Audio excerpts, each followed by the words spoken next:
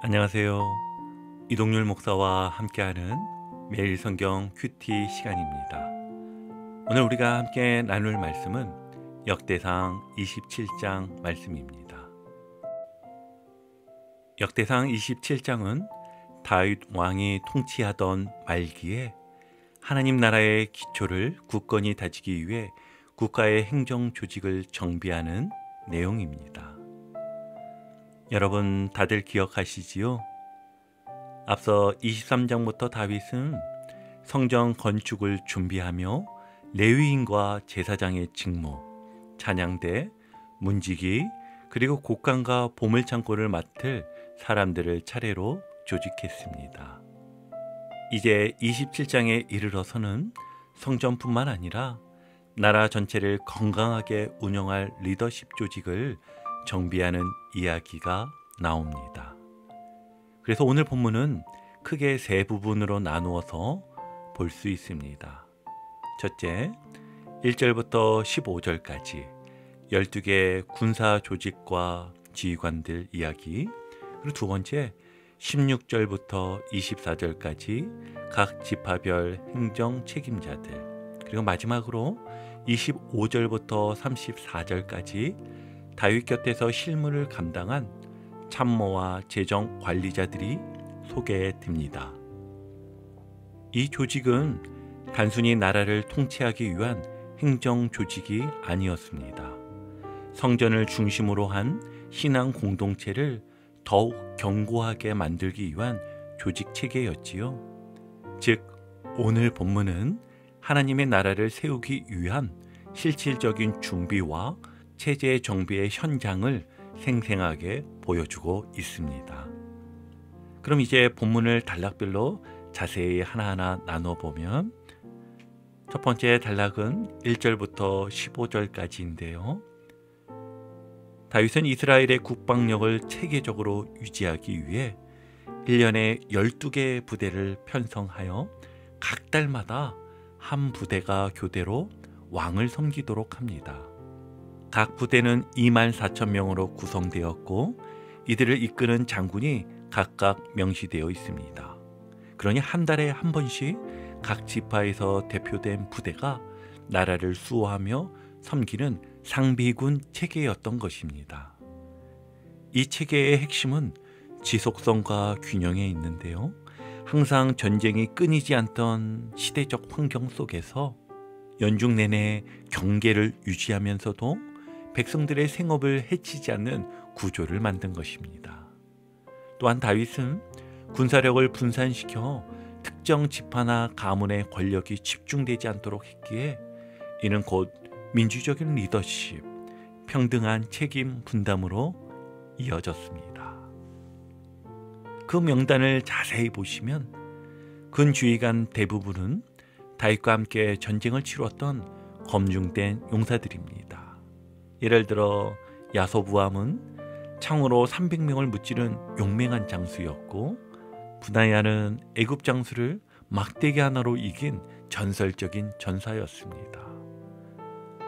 이들은 단지 무용담의 주인공이 아니라 신뢰할 수 있는 동역자들로서 공동체를 수호하는 사명을 감당한 사람들이었습니다. 우리가 속한 공동체에도 이와 같은 돌아가며 섬기는 리더십이 필요합니다.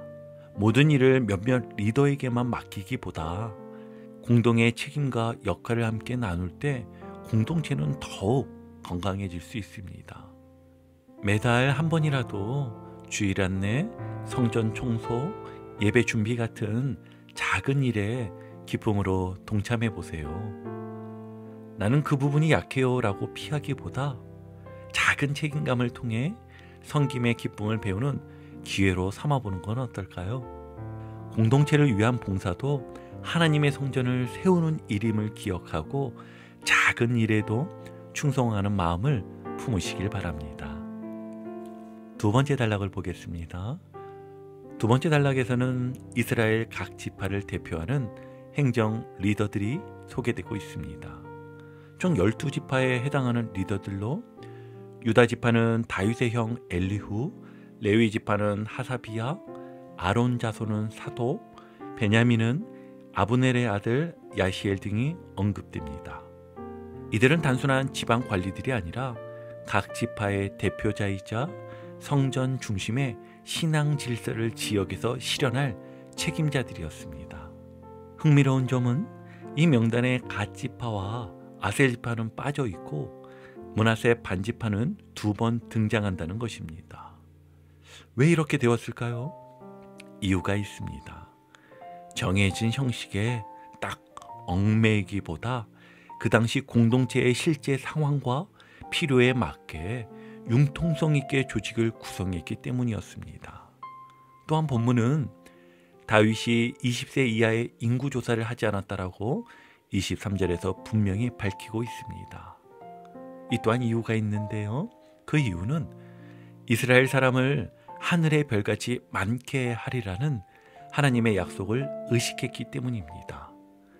이전 역대상 21장에서 다윗은 인구조사를 강행하다가 하나님의 진노를 불러온 적이 있었지요. 그 뼈아픈 교훈을 기억하며 이번에는 하나님의 말씀에 철저히 순종하는 리더십을 보여준 것입니다. 오늘 우리는 숫자와 성과, 효율을 기준으로 인생을 판단하기 쉽습니다. 그러나 하나님은 언제나 믿음과 순종을 기준으로 보시는 분입니다. 그러니 여러분, 선택의 기로에 있을 때 내가 하나님의 약속을 기억하고 따르고 있는가 스스로 질문해 보세요. 또 삶의 우선순위를 효율보다 신실함에 두는 훈련을 해보시기 바랍니다. 마지막으로 교회에서의 모든 봉사와 직분도 결과보다는 어떻게 순종했는가에 대한 평가임을 잊지 마시고 주님의 뜻에 따라서 언제나 순종해 나가는 모두가 되시길 바랍니다. 이제 본문 마지막 단락인데요. 마지막 단락에서는 다윗 왕의 실무 참모진과 재산을 관리하던 관리자들이 소개되고 있습니다.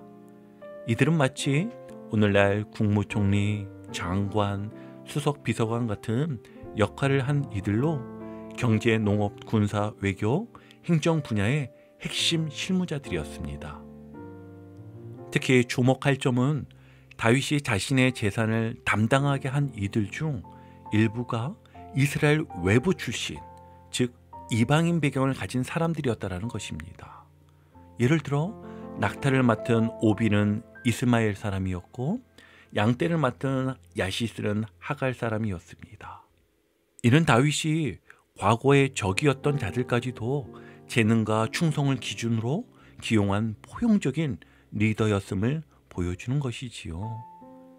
심지어 32절 이후에는 요나단, 아히도벨, 후세, 요압 등 과거 압살롬의 반역 사건과 관련되었던 인물들이 등장합니다. 아히도벨은 지혜로운 모사였지만 반역에 가담했고 후세는 다윗을 돕기 위해 압살롬에게 접근한 충신이었지요. 그런데 놀랍게도 역대기 저자는 그들의 과거를 전혀 언급하지 않고 오직 역할에만 집중하고 있습니다. 이는 회개와 복권의 가능성을 보여주는 메시지로 읽을 수 있습니다. 우리도 누군가의 과거 실수나 연약함에 얽매이기보다 오늘 그가 어떻게 충성하고 있는지를 바라보는 눈이 필요합니다. 또한 나 자신도 과거의 실패가 있더라도 하나님 앞에서 다시 쓰임받을 수 있음을 기억하시기 바랍니다. 그러기에 오늘은 교회에서 보이지 않는 자리에서 묵묵히 섬기시는 분들께 감사의 인사를 전해보세요. 누군가의 회복을 방해하기보다 돕는 조력자가 되어보세요. 오늘 내가 서 있는 자리, 어떤 사명이든 감사하며 최선을 다하길 바랍니다. 이제 오늘 큐티 말씀을 정리하며 마무리하겠습니다. 역대상 27장은 단순히 군사 조직이나 행정 조직의 명단이 아니라 하나님 나라의 기초가 어떤 구조와 사람들을 통해 세워졌는지를 보여주는 생생한 기록입니다. 다윗은 단순한 행정 개편을 넘어 하나님의 성전을 중심으로 한 신정 공동체를 준비했습니다. 통치 마지막 순간까지도 군대, 행정, 재정, 조언자 조직을 꼼꼼히 정비하며 다음 세대를 위한 믿음의 기반을 쌓고 있었던 것이지요. 이 말씀은 오늘 우리에게도 중요한 교훈을 줍니다. 하나님 나라를 위해 섬기는 사람들은 누구이며 어떤 자세로 섬겨야 하는지를 우리에게 전하고 있기 때문입니다. 그 가운데 또한 단순히 무슨 일을 하느냐보다 어떤 마음으로 그 부르심에 응답하느냐가 훨씬 더 중요하다는 것을 여러 차례 강조하며 전하고 있습니다. 오늘 우리도 교회 안팎의 자리에서 하나님 나라를 위해 각자의 역할을 맡고 있지요. 그 자리가 크든 작든 보이든 보이지 않든 하나님의 부르심에 충성으로 응답하는 오늘 하루가 되시기를 주님의 이름으로 축복하고 또 축복합니다. 오늘도 복음의 기쁨과 확신으로 승리하는 하루 되시길 축복합니다. 함께 해주셔서 감사합니다. 내일 큐티 시간에 다시 뵙겠습니다.